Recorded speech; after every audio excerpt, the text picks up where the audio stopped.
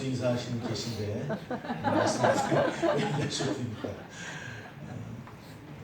요즘 유행하는 말 가운데 레트로라고 하는 그런 말이 있습니다. 과거의 것을 기억해서 그 시절로 돌아가려고 하는 그런 흐름들, 복고풍, 복고주의, 요즘 그 패션도 그렇죠.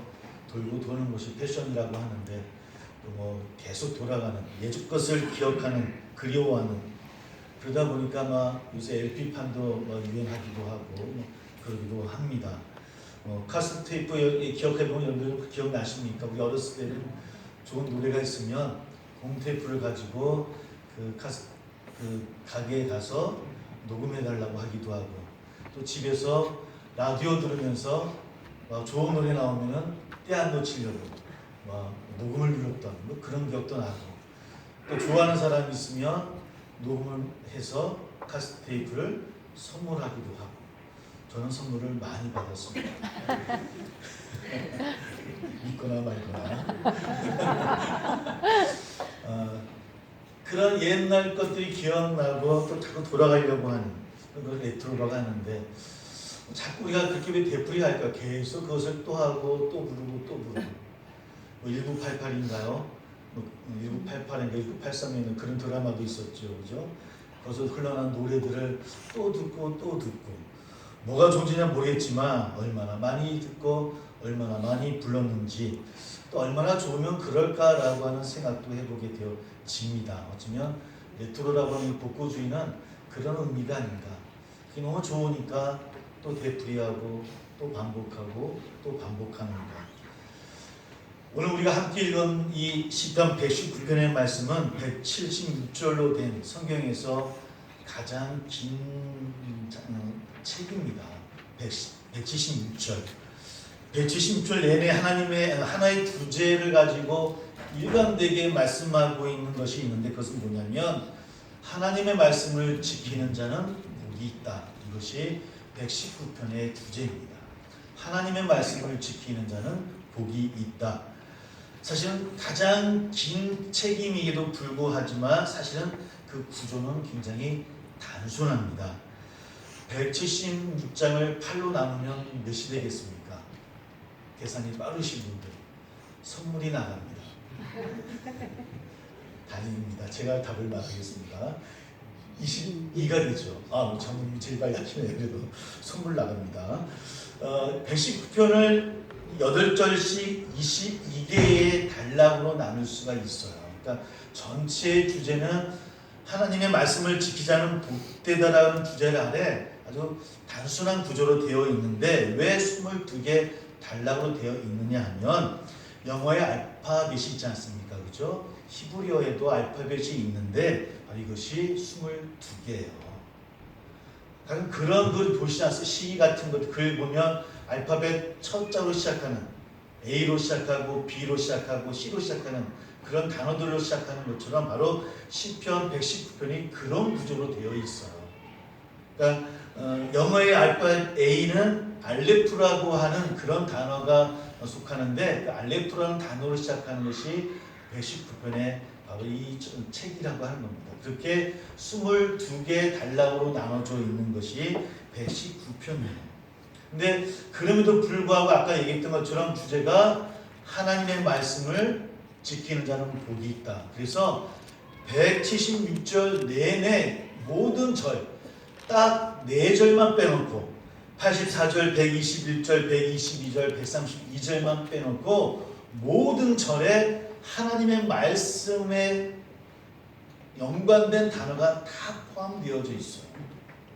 그러니까 말씀이라는 단어는 안 하지만 말씀, 율법, 법, 증거, 율례, 계명, 판단, 규례, 교훈, 길, 도, 그러니까 이 뜻이 다 말씀과 똑같은 뜻인데, 그런 단어들로 사용해서 4절만 빼놓고는 172절 내내 하나님의 말씀이라는 단어가 들어있을 만큼 이 시편 기자는 하나님 말씀에 대해서 또 강조하고 또 강조하는 말씀이더라는 겁니다.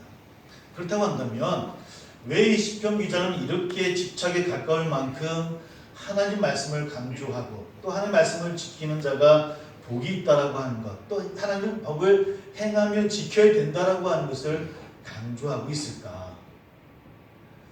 8절에 나타나는 그의 강구를 살펴보면, 우리 전체 읽지 않았지만 8절까지만 읽었습니다. 그 8절에 나타나는 강구를 살펴볼 때 시편 기자가 처한 상황은 하나님께 버림받은 것처럼 느껴지는 아주 힘들고 고통스러운 상황이었던 것 같아요. 내가 주의 율례들을 지키오리니 나를 아주 버리지 마옵소서. 누구에게 기도하는 겁니까? 하나님께. 제가 하나님의 말씀을 지킬 터이니, 하나님의 법을 지킬 터이니 제발 저를 아주 버리지 마옵소서라고 고백하는 거 보면 지금 이 시편 기자는 쉬운 아주 편안한 그런 상황이 있는 것이 아니더라는 겁니다. 정말 힘들고 어려운 상황이 있어요. 아니, 더 이상은 물러설 것이 없을 것 같은 극단한 그런 처지에 있는 것 같기도 합니다. 그래서 비록 지금 하나님께 버림을 받아서 벼랑 끝에 서 있는 것 같지만, 지금 어떻게 할 수 없는 그런 어렵고 힘든 고난 앞에 있는 것 같지만, 이제부터라도 하나님의 말씀을, 하나님의 율법을, 하나님의 율례를 지킬 터이니 저를 아주 버리지 말아 주옵소서 라고 하는 것이 이 시편 기자의 고백이에요. 그리고 읽지는 않았지만 23절을 보면 시편 기자가 실제로 포로 생활 속에서 교만하고 악한 자들과 통치자들로부터 많은 핍박을 받는 상황 속에서도 헌신적으로 율례를, 하나님의 말씀을 지켰음을 또 회상하는 그런 내용들도 담겨져 있어요. 고관들도 앉아서 나를 비방하여 싸우나 주의 종은 주의 율례들을 작은 소리로 읊조렸나이다. 내가 그런 상황 속에서도 나를 핍박하는 사람들이, 나를 욕하는 사람들이, 나를 억압하는 사람들이 내 앞에서 뭐라 할지라도, 또 그런 상황 속에서도 나는 주의 율례를 읊조렸습니다. 그 말씀을 고백하고 말씀 앞에 섰습니다라고 고백하는 시편 기자를 우리는 만나보고 있습니다. 하지만 이토록 집착에 가까울 만큼 하나님의 말씀을 따르고 지키고 행하는 것을 강조했던 이유가 그저 말씀을 잘 지켜서 복을 받기 위함은 분명히 아닐 겁니다. 그저 복 받기 위해서 말씀을 따르겠습니다라고 고백하는 그 기자의 고백은 아닐 거예요. 그저 그런 긍정적인 이유로 그런 열매를 맺을 수 있을 거야, 그래서 내가 하나님 말씀을 지킬 거야, 하나님 내게 복을 주십시오 라고 기도하는 그런 마음은 아니라는 겁니다. 마음으로는 지키고 싶지만, 정말 말씀 앞에 서고 싶지만, 그러나 그럼에도 불구하고 그 말씀 앞에 설 수 없는 상황들, 그런 고백들, 또 그런 상황들 때문에 어쩌면 더 이렇게 집착에 강조하고 더 하나님 앞에 매달리며 기도하는 것은 아닐까. 마음으로는 지키고 싶지만 도저히 지킬 수 없는 상황들이 여러분 우리 앞에 얼마나 많이 있습니까? 아마 저나 이 자리에 나오는 여러분 모두가 사실은 하나님 말씀대로 살기를 원하고 하나님 앞에 서기를 우리는 원하고 있지 않습니까? 다 그런 마음 아니겠습니까? 좀 부족하고 연약해도 그래도 하나님 앞에 늘 동행하는 삶을 살기를 원하고, 늘 그분과 함께 가기를 원하고, 그분께 칭찬받는 삶을 살기를 원하는 것은 아마 저나 우리 모두가 다 갖고 있는 마음일 거예요. 그럼에도 불구하고 하나님의 말씀을 따르지 않아서 버림받았던, 또 그런 고난에 처해진 것 같은 그런 마음 때문에 여러분 아플 때가 얼마나 많이 있습니까? 힘들 때가 얼마나 많이 있습니까? 그래서 어쩌면 그런 마음들 때문에 하나님 앞에 버림받기를 원치 않은 그런 고백들이 나올 수 있는 것이고, 내가 지금이라도 말씀 앞에 서겠습니다라고 고백하는 것은 아닌지, 그 상황이 힘들고 어려움에도 불구하고 그 말씀 앞에 서겠다라고 고백하는 그 상황에 이 저자의, 이 시편 기자의 마음이 어쩌면 좀 이해될 것 같기도 하고 와닿기도 합니다. 왜? 우리도 그러하니까. 우리도 그 앞에 서지 못하면서도, 늘 하나님 앞에 벗어나면서도 불구하고 늘 우리 마음속 깊은 곳에서는 그래도 하나님 앞에 서고 싶습니다라고 얘기하잖아요. 기도하는 자리에 나오죠. 늘 우리의 삶은 따로 사는 삶임에도 불구하고 그러나 더 그것을 강조하게 되어지고 또 하나님을 바라보게 되어지는 것. 오늘은 읽지 않았지만 교력에 함께 읽을 말씀이 신명기 30장에 나오는 말씀이 있습니다. 15절에서 20절의 말씀인데 제가 한번 이렇게 고백해 드립니다. 보라, 내가 오늘 생명과 복과 사망과 화를 내 앞에 두었나니 곧 내가 오늘 내게 명령하여 내 하나님 여호와를 사랑하고 그 모든 길로 행하며 그의 명령과 규례와 법도를 지키라 하는 것이라. 그리하면 네가 생존하며 번성할 것이요 또 내 하나님 여호와께서 내가 가서 차지할 땅에서 내게 복을 주실 것임이니라. 이 말씀은 신명기 30장 15절에서 16절에 나온 말씀입니다. 신명기는 마지막 모세가 이스라엘 백성들을 향해서 마지막 내놓는 설교입니다. 거의 하루 안에 일어났던 설교의 내용을 담은 것이 신명기죠. 가나안 땅 입성을 앞에 두고 있는 이스라엘 백성들에게 앞으로 가나안 땅에 들어가면 어떻게 살아야 할지에 대해서 당부하고 또 당부하는 모세의 고별 설교 가운데 또 가장 중요한 부분이기도 합니다. 유언 같은 설교이죠. 마지막 설교입니까? 그 모세가 그 신명기를 통해서 전하고 또 전하는 말씀은 뭐겠습니까? 오늘 시편 119편의 말씀과 똑같아요. 하나님의 말씀을 지키라는 겁니다. 하나님의 말씀에 서라는 겁니다. 그러면서 생명과 복을 이야기하고 또 그 반대로 사망과 화를 이야기합니다. 무슨 뜻입니까? 하나님의 말씀을 지키고 따르면 그곳에 생명과 복이 있고 하나님의 말씀을 따르지 아니하면 사망과 화가 있다라고 이야기합니다. 이 둘 중에 어디를 선택하겠느냐라고 또 묻고 있는 것이 모세의 설교입니다. 당연히 저나 우리 모두가 무엇을 선택하겠습니까? 생명과 복을 선택하겠죠. 하나님의 말씀을 지킴으로 생명의 길로 가기를 원하겠죠. 복의 길로 가기를 원합니다. 내 하나님 여호와를 사랑하고 그 모든 길로 행하며 그의 명령과 규례와 법도를 지키라. 그곳에 생명과 복이 있다. 그리고 차지할 땅을 허락하고 그 땅에 복을 주겠노라. 이 복이 우리 가운데 있기를 소망합니다.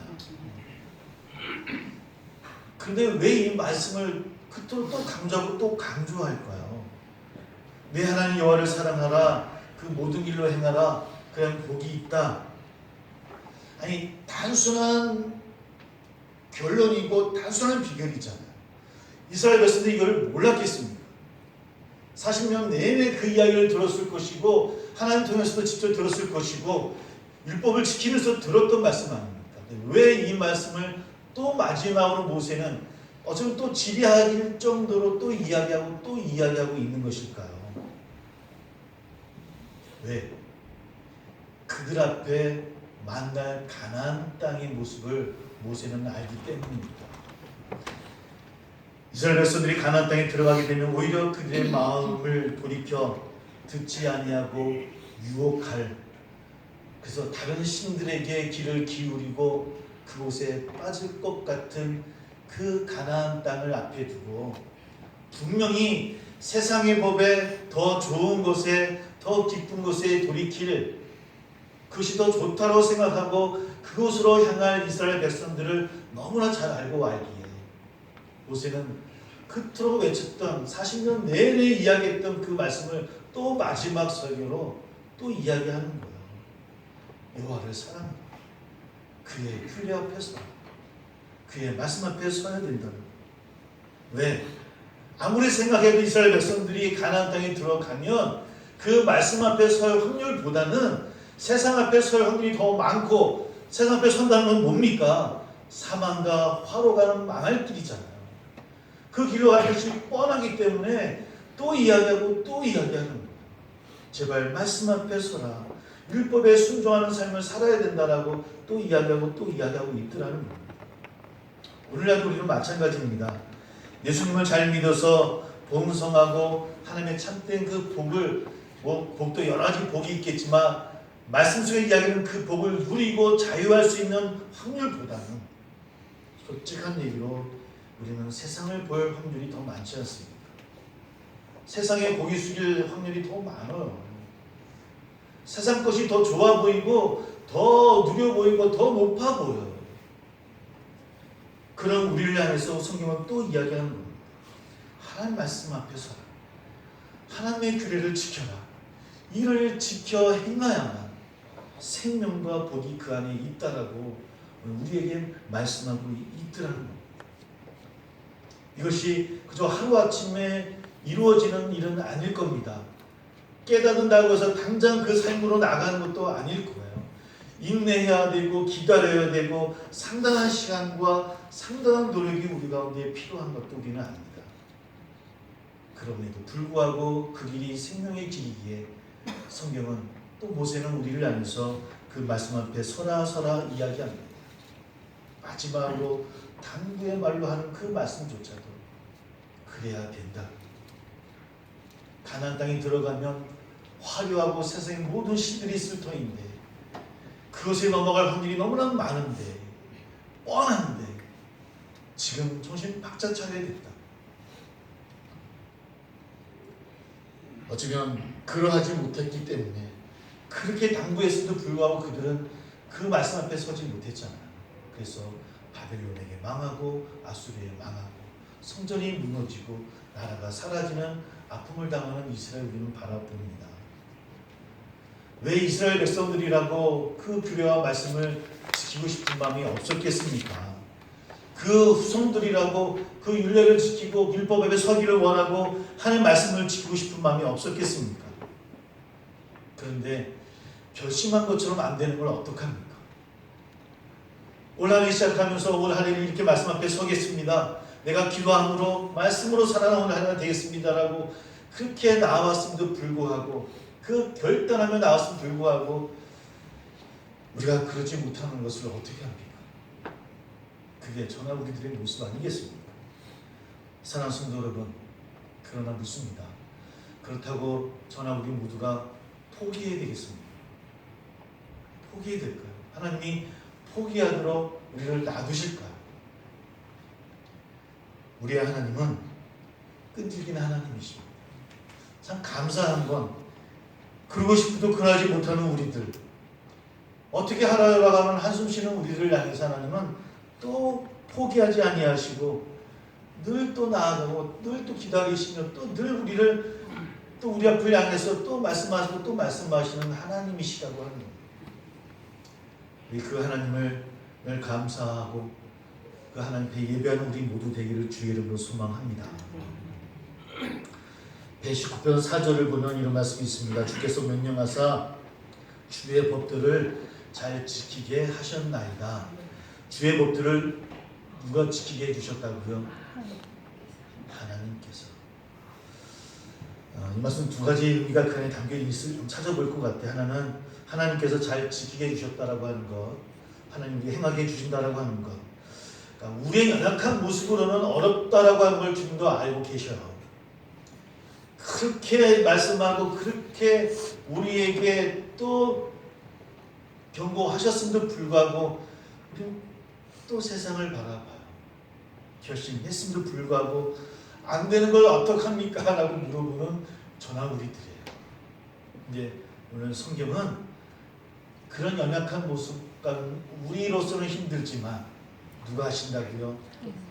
주께서 명령하사 주의 법들을 잘 지키게 해 주신대요. 더 쉽게 이야기하면 하나님께서 해 주신다는 거예요. 우리 안에 보내주신 보혜사 성령의 도움을 통해서 그리고 우리 안에 두신 말씀을 기억하게 하시고 그 말씀 앞에 서게 우리를 도와주시고 도와주신다는 겁니다. 여러분, 이게 우리에게 능력이에요. 예수 믿어서 우리가 말씀 앞에 구원받아서 우리가 갑자기 뭐 초인적인 그런 능력자가 되는 것이 아니라 여전히 변한 것 없고 여전히 연약한 우리들의 모습이지만 이제 누가 우리의 편이라고요? 하나님이 우리의 편이에요. 하나님이 우리의 능력이 되어주시고 우리와 함께 하신다라고 하는 겁니다. 여기 주의 법들을 잘 지키게 하시는 이 잘이라는 단어가 살펴봤는데 히브리어 원래 단어가 메오드라는 단어예요. 여러 뜻으로 한국 성경은 해석하고 있는데 개역 성경에는 근실이라고 번역했더라고요. 또 표준세 번역에는 성실하게. 근데 원래 히브리어 원뜻은 신실하게 또 주의해서라는 의미를 갖고 있어요. 그러니까 어떻게요? 주의 법들을 신실하게 또 주의 깊게 잘 지키게 하신다는 거예요. 매일매일 우리 삶 속에서 신실할 수 있도록 지속적으로 할 수 있게 해주신다고 하는 거예요. 예배함이 뭐냐? 우리가 왜 주일 성수를 지키고 왜 예배를 참석하고 매일매일 기도하고 말씀 앞에 서야 될까요? 우리는 또 지키지 못하면 또 그러거든요. 하나님 어쩌란 말입니까? 그런 우리를 너무나 잘 아시기에 주님은 신실하게 지속적으로 우리를 도와주시겠다고 약속해 주신 거예요. 그러니 나에게 오라고 말씀하시는 하나님이셔. 나에게 와라. 내가 신실하게 너와 함께 지속적으로 함께 할 거야. 함께 지킬 수 있도록 할 거야. 네가 능히 이길 수 있도록 해줄 거야. 라고 하는 것이 하나님을 향하는 약속의 말씀이더랍니다. 우리 성령의 도움을 받아 늘 하나님 앞에 서는 저희들 되기를 소망합니다. 우리 힘으로는 어렵습니다. 목사도 어렵고요. 장모님도 어렵고 권사님도 어렵고 집사님도 어렵습니다. 하나님이 도와주시지 않냐면 우리는 또 세상을 나갈 수밖에 없는 존재입니다. 세상은 뭐라 그랬습니까? 죽음과 화의 길이에요. 사망과 화의 길로 갈 수밖에 없어요. 고린도서 3장 1절 9절에 바울이 이런 고백을 합니다. 육신에 속한 자 곧 그리스도 안에서 어린 아이들과 같은 그런 고린도 성도들을 향해서 이야기하기를 신령한 자로 성장해 나가기를 소망한다고 이야기합니다. 제발 고린도 성도들이여 신령한 자로 나가십시오 라고 이야기하면서 이렇게 고백합니다. 6절 7절인데 나는 심었고 아볼로는 물을 주었으되 오직 하나님께서 자라나게 하셨나니 그런즉 심는 이나 물 주는 이는 아무것도 아니로되 오직 자라게 하시는 이는 하나님뿐이다 라고 고백합니다. 우리의 이 자리에 있는 것, 내가 나된 것은 하나님의 은혜입니다. 하나님의 은혜입니다. 하나님이 하신 것입니다. 비록 어린아이 같은 그런 고린도 성도들이지만 그러나 그들 또한 그리스도 안에 있는 사람들이었습니다. 육신적인 특징이 있기 때문에 아직은 세상을 향해 나아갑니다. 자신을 케어해주는 사역자들도 그 가운데 있었음에도 불구하고 늘 그들은 자기의 욕심대로 자기의 마음대로 행했던 것이 고린도 성도들이에요. 그들을 향해서 육에 속한 사람이긴 하지만 그러나 하나님이 하신 신령한 자가 되기 위해서 늘 성령 앞에 서야 된다라고 고백했던 바울의 그 권유가 우리에게도 들려지기를 소망합니다. 우리에게도 들려져야 됩니다. 여호와의 율법을 따라 행하는 자들은 복이 있다라고 이야기합니다. 그리스도 안에서 신령한 자가 되라고 이야기합니다. 이 말이 너무나 당연하게 들립니다. 하지만 이 당연한 말대로 산다는 것이 쉽지 않습니다. 하나님께서 하시지 아니하시면, 하나님께서 도와주시지 아니하시면 어려운 일입니다.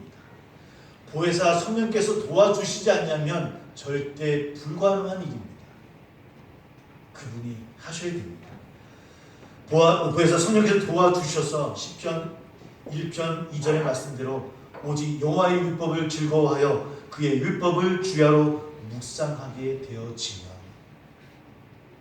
그렇게 앞에 서게 되어지면 시편 119편 읽지 않았던 23절 말씀처럼 고관들도 앉아서 나를 비방하여 싸우나 주의 종은 주의 율례들을 작은 소리로 읊조렸나이다 라는 고백이 우리 가운데서도 일어나는 거예요.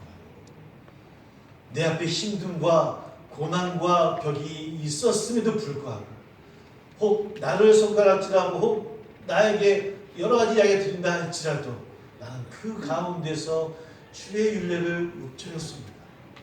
주의 말씀 앞에서 기도했습니다. 그렇게 할 수 있도록 보혜사 성령께서 도와주셨나라고 하는 이 시편 기자의 고백이 오늘 우리에게도 일어나기를 소망합니다. 사랑하는 성도 여러분, 간혹 구름이 태양을 가려 보지 못하는 날도 있겠지요. 그러나 그러함에도 불구하고 태양은 매일 뜨지 않습니다. 태양은 떠 있습니다. 마찬가지로 하나님께서는 매일매일 우리를 향해서 말씀의 빛을 비춰 주시고 있음을 믿습니다. 구름이 이를 가려도 안개가 우리를 보지 못하게 할지라도, 그러나 우리 안에 있는 우리 눈을 가린 비닐을 떼어내고 매일매일 말씀의 빛을 향해 나아가는 저나 우리 모두 다 되기를 주의 이름으로 축복합니다. 기도하겠습니다. 이제 우리 모두 함께 기도합니다. 우리 모두가 하나님 말씀 앞에 서기를 소망한다라고, 하나님 말씀은 내 발의 등이요 내 길의 빛이시다고 했던 시편 기자의 고백이 저나 우리 모두의 고백이 되기를 원합니다. 우리 한 걸음 한 걸음만을 비추시는 하나님의 말씀입니다. 그래서 어떨 때는 그 빛이 정말 환하게 나의 앞길을 비춰주는 것 같지 않지만, 분명한 것은 우리가 반응을 잃어버리지 않도록 멀리서 빛으로 알려주시는 하나님이 계심을 우리 모두가 깨닫기를 원합니다. 주여, 그렇게 시편 기자처럼 살기를 원한다라고, 말씀 앞에 서기를 소망한다라고, 이 시간 함께 기도하는 시간 되기를 소망합니다. 함께 기도하겠습니다.